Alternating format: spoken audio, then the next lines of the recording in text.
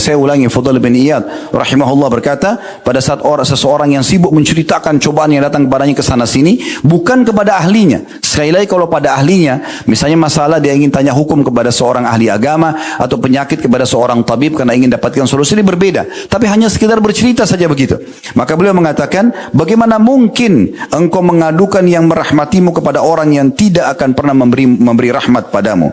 Sebagian ulama salaf juga mengatakan sebagai penutup, barang siapa yang mengadukan musibah yang menimpahnya, seakan-akan dia mengadukan Robnya. Aku qauli hadza, saya sudah mengucapkan perkataan ini, wa astaghfirullah li wa lakum, dan saya beristighfar kepada Allah, mengajak jamaah istighfar kepada Allah, fastaghfiruhu innahu wal ghafurur rahim, beristighfar kepada yang dia Maha Pengampun juga Maha Pengasih. Alhamdulillah, wassalatu wassalamu ala Rasulillah.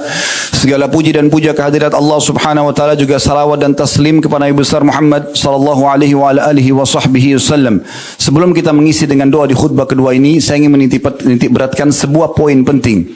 Pernah ada seorang ikhwah bertanya kepada kami, mengatakan, Ustaz, kalau memang ada hadis Nabi SAW bahwasanya para nabi-nabi orang yang paling berat ujiannya, kemudian datang orang-orang yang datang setelahnya tingkat keimanannya, berarti saya jadi takut menjadi orang beriman, karena akan datang ujian yang berat. Ini pertanyaan muncul mungkin pada setiap orang yang tidak memahami dengan ilmu yang benar apa yang disampaikan oleh Nabi SAW.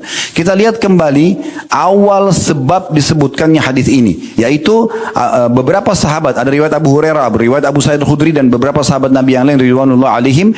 Mereka datang kepada Nabi SAW dan Nabi sedang demam pada saat itu, sedang demam. Normal ujian demam datang kepada semua orang, cuman bedanya Nabi SAW lebih demam dibandingkan orang lain. Jadi kalau misalnya suhu panasnya sekian, maka Nabi SAW lebih daripada itu, supaya beliau mendapatkan pahala lebih besar. Mungkin kalau orang-orang beriman itu, kalau orang yang biasa imannya diuji hanya dengan 2 hari sudah sembuh. Mungkin orang yang kuat imannya mungkin seminggu baru sembuh. Tapi bukan berarti datang ujian yang mungkin tidak datang pada orang lain. Ujian ini akan datang yang standar, yang datang kepada semua orang, karena semua orang pasti akan melalui flu, demam, sakit gigi, gangguan orang, digibah, difitnah, dan segala macam hal. Maka ini yang datang. Hanya bedanya orang-orang beriman mungkin lebih panjang jangka waktunya, atau mungkin lebih berat sedikit, tujuannya agar mereka memang diuji imannya dan juga akan mendapatkan balasan lebih besar lagi. Mari kita adakan hati dan fikiran kita untuk berdoa kepada Allah Azza wa Jal, karena Allah Subhanahu wa taala menjanjikan di hari Jumat akan ada waktu mustajab doa. 2 buah riwayat pertama menjelaskan pada saat khatib sedang khutbah atau khutbah kedua sampai iqamah salat, makanya setiap khatib berdoa pada saat itu. Dan yang kedua adalah selepas waktu asar sampai terbenam matahari, maka 2 waktu ini jangan disia-siakan, karena ini diterima doa oleh Allah Subhanahu wa taala. Alhamdulillahirabbil alamin. Kami memujimu ya Allah sebagaimana layak Kau dipuji sebagai pencipta, dan kami memujimu sampai Engkau menerima puji-pujian kami dan Engkau jadikan sebagai tambahan amal soleh kami di timbangan amal kami pada hari kiamat.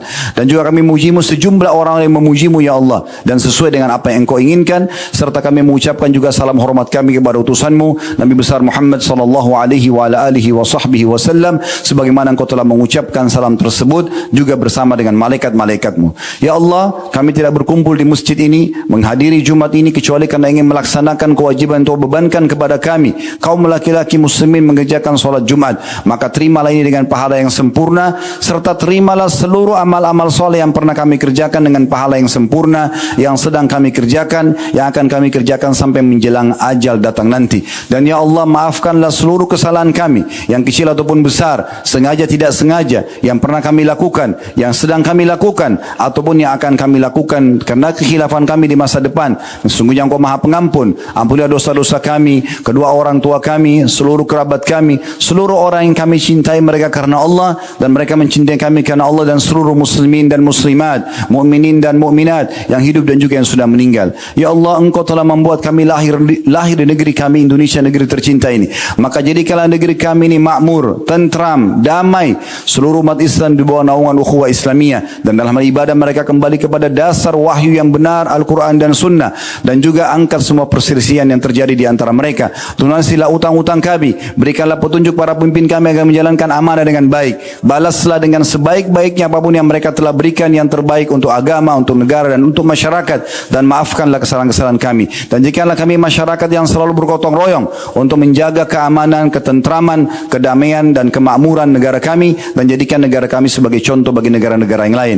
Ya Allah, tolonglah saudara-saudara kami yang sedang tertindas dimanapun mereka berada, di Palestina, di Syria, atau dimanapun di muka bumi ini. Ikhlaskan niat mereka, terima para syuhada mereka, mulakan Islam di tangan mereka dan tangan kami semua, serta ikut sertakan kami bersama mereka di pahala, baik dengan doa, dengan harta, juga dengan jiwa kami. Dan ya Allah, Rabbana atina fid dunya hasanah, berikanlah kami semua kebaikan yang kami butuhkan di dunia, wa fil akhirati hasanah, dan semua kebaikan di akhirat, wa qina adzabannar, dan selamatkan kami dari api neraka, wa adkhilnal jannata ma'al abrar, masukkan kami ke dalam surga bersama orang-orang yang patuh. Ya Azizu ya Ghaffar, wa izat yang maha mulia dan juga maha pengampun, ya Rabbal alamin, wa Tuhan alam semesta. Wa sallallahu ala nabiyina Muhammadin walhamdulillahi rabbil alamin.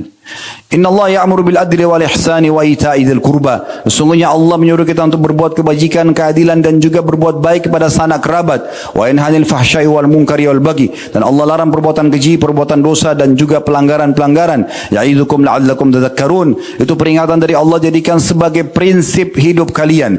Fadhkurullaha 'azima yadhkurkum. Ingatlah Allah yang Maha Agung, maka Dia akan ingat kalian. Washkuruhu 'ala niyami yazidkum. Syukuri nikmat, jadi pasti akan tambah. Wa dzikrullahi akbar. Mengingat Allah adalah amal yang paling besar. Wa aqimis shalat.